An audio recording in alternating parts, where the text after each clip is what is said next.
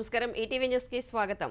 రోదశలోకి సొంతంగా వ్యోమగాములను పంపేందుకు భారత అంతరిక్ష పరిశోధనా సంస్థ ఇస్రో ప్రతిష్టాత్మకంగా చేపడుతున్న గగన్యాన్ సాకారం దిశగా తొలి అడుగు పడింది. గగన్యాన్ ప్రాజెక్టులో కీలకమైన టెస్ట్ వెహికల్ అబార్ట్ మిషన్ టీవీ-D1 వాహక నౌక పరీక్షను ఇస్రో విజయవంతంగా నిర్వహించింది. ఉదయం 10 గంటలకు శ్రీహరికోటలోని షార్ నుంచి single stage liquid rocket crew module నింగిలోకి దూసుకువెళ్లగా ఇస్రో శాస్త్రవేత్తలు అబార్ట్ సంకేతం పంపారు. రాకెట్ పైభాగంలో క్రూ ఎస్కేప్ వ్యవస్థకు సంబంధించిన ఘన ఇంధన మోటార్లు ప్రజ్వరిల్లాయి. దాదాపు 12 కిలోమీటర్ల ఎత్తులో క్రూ ఎస్కేప్ వ్యవస్థను రాకెట్ నుంచి వేరు చేశాయి. 17 కిలోమీటర్ల ఎత్తులో క్రూ ఎస్కేప్ క్రూ మాడ్యూల్ పరస్పరం విడిపోయాయి. తరువాత డ్రోగ్ పారాషూట్లు విచ్చుకున్నాయి. సెకనుకు 8.5 మీటర్ల వేగంతో క్రూ మాడ్యూల్ సురక్షితంగా బంగాళాఖాతంలో దిగింది. గగన్యాన్లో వ్యోమగాముల భద్రతకు సంబంధించి కీలకమైన ఈ సన్నాహక ప్రయోగం విజయవంతం కావడంపై ఇస్రో చైర్మన్ సోమనాథ్ హర్షం వ్యక్తం చేశారు.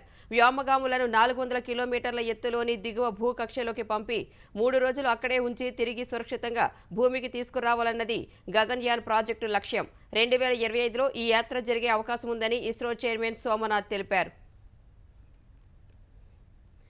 నవంబర్ 1 నుంచి తెలుగుదేశం శ్రేణులన్నీ మళ్లీ ప్రజల్లోకి వెళ్లి వైకాపా ప్రభుత్వ అరాచకాలపై పోరాడాలని ఆ పార్టీ ప్రధాన కార్యదర్శి నారా లోకేష్ పిలుపునిచ్చారు.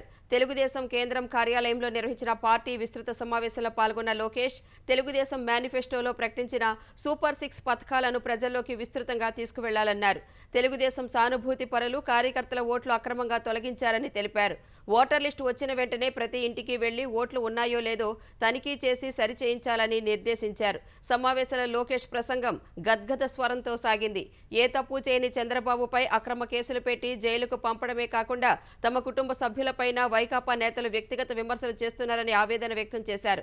రాష్ట్ర ప్రజల కోసమే ఇవన్నీ భరిస్తున్నట్లు తెలిపారు. తెలుగుదేశం జనసేన పొత్తు ఉండకూడదని జగన్ ప్రయత్నించారని చెప్పారు. రెండు పార్టీల మధ్య విభేదాలు వచ్చేలా పేటీఎం బ్యాచ్ కృషి చేస్తోందని మండిపడ్డారు. తెలుగుదేశం జనసేన కలిస్తే 160 స్థానాలు ఖాయమని స్పష్టం చేశారు.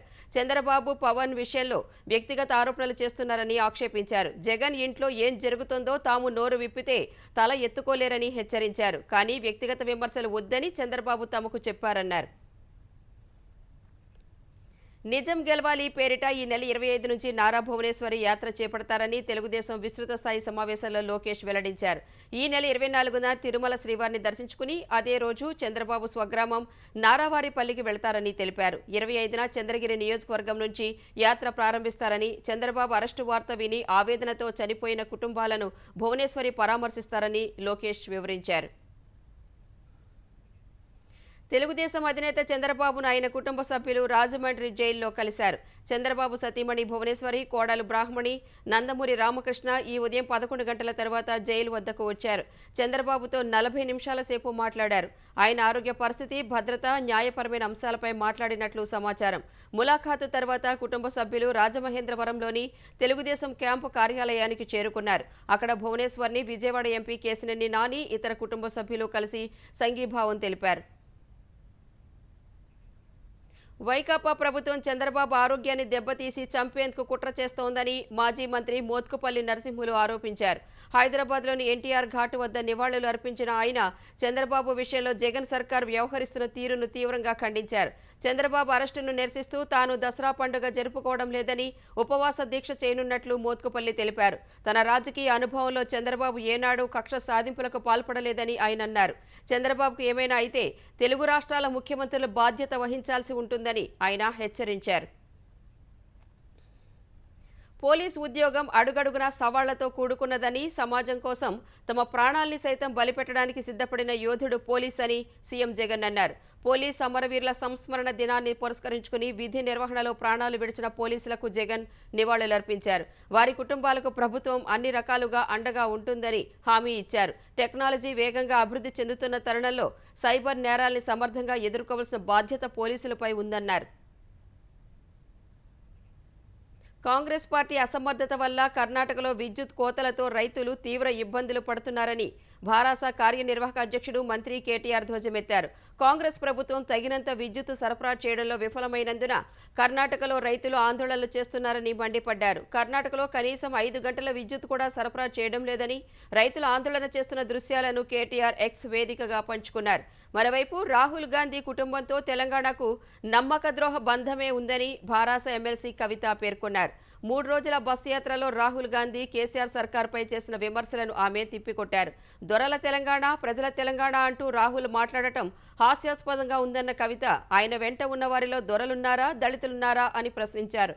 రాహుల్ చెప్పే కులగణన తెలంగాణలో 10 ఏళ్ల కిందే పూర్తయిందని గుర్తు చేశారు. రాజస్థాన్ అసెంబ్లీ ఎన్నికల కోసం భాజపా రెండో జాబితా ప్రకటించగా కాంగ్రెస్ తొలి జాబితాను విడుదల చేసింది. రెండో జాబితాలో భాజపా 83 మంది అభ్యర్థిత్వాన్ని ఖరారు చేసింది. రాజస్థాన్ మాజీ సీఎం వసుంధరా రాజేకు జల్రపటాన్ నియోజకవర్గాన్ని కేటాయించింది. నర్పత్ సింగ్ రజ్వీ 5వ ఎమ్మెల్యేగా పోటీ చేసేందుకు పార్టీ నిరాకరించినప్పటికీ చివరకు చిత్తోర్గఢ్ స్థానం కేటాయించింది. 200 అసెంబ్లీ స్థానాలున్న రాజస్థాన్లో భాజపా ఇప్పటి వరకు 124 స్థానాల్లో అభ్యర్థులను ప్రకటించింది. అటు కాంగ్రెస్ 33 మందితో తొలి జాబితా విడుదల చేసింది. సీఎం అశోక్ గెహ్లోత్ను సర్దార్పురా నుంచి బరిలోకి దింపింది.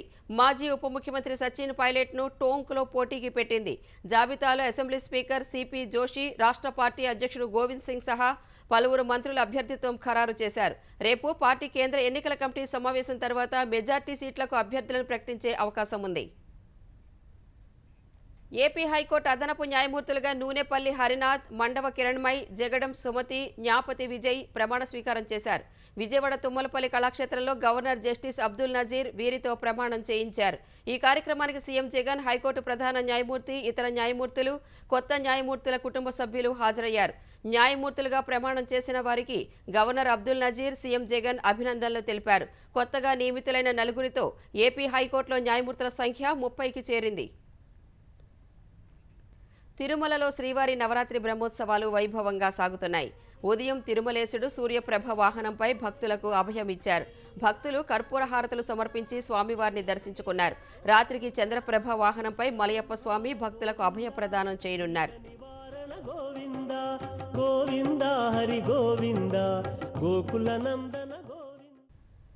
విజయవాడ ఇంద్రకీలాద్రిపై దేవి శరన్నవరాత్రి ఉత్సవాలు ఘనంగా జరుగుతున్నాయి. 7వ రోజు శ్రీ లలితా త్రిపుర సుందరీదేవి అలంకరణలో దుర్గమ్మ భక్తులకు దర్శనమిచ్చారు. పరమేశ్వరుడు త్రిపురేశ్వరుడిగాను, అమ్మవారు త్రిపుర సుందరీదేవిగా భక్తుల పూజలు అందుకుంటున్నారు. అమ్మవారి రూపాన్ని తిలకించేందుకు భారీగా భక్తులు తరలివచ్చారు. శుక్రవారం మూలా నక్షత్రం రోజున 2 లక్షల మందికి పైగా భక్తులు అమ్మవారిని దర్శించుకున్నారు. శుక్రవారం రద్దు చేసిన టికెట్ దర్శనాలను అధికారులు పునరుద్ధరించారు. ఇంద్రకీలాద్రిపై ఏర్పాట్లను పరిశీలించిన ఆంధ్రప్రదేశ్ దేవాదాయ శాఖ మంత్రి కొట్టు సత్యనారాయణ పోలీసులు, రెవెన్యూ, దేవాదాయ అధికారుల సమన్వయ లోపంపై ఆగ్రహం వ్యక్తం చేశారు. ఎలాంటి ఇబ్బంది లేకుండా దర్శనాలు జరగాలని మంత్రి ఆదేశించారు. దౌత్య సిబ్బంది అంశంపై భారత్, కెనడా మధ్య ఉద్రిక్తతలు నెలకొన్న వేళ అమెరికా, బ్రిటన్, కెనడాకు మద్దతు పలికాయి. భారత్ నిర్ణయం ఆమోదయోగ్యంగా లేదని అగ్రదేశాలు వ్యాఖ్యానించాయి.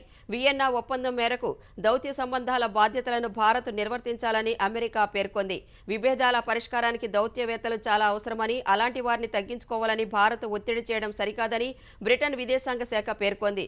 ఖలిస్తాన్ సానుభూతిపరుడు నిజ్జర్ హత్య కేసులో కెనడా దర్యాప్తునకు సహకరించాలని ఇప్పటికే భారత్ను అభ్యర్థించినట్లు అమెరికా విదేశాంగ శాఖ అధికార ప్రతినిధి తెలిపారు.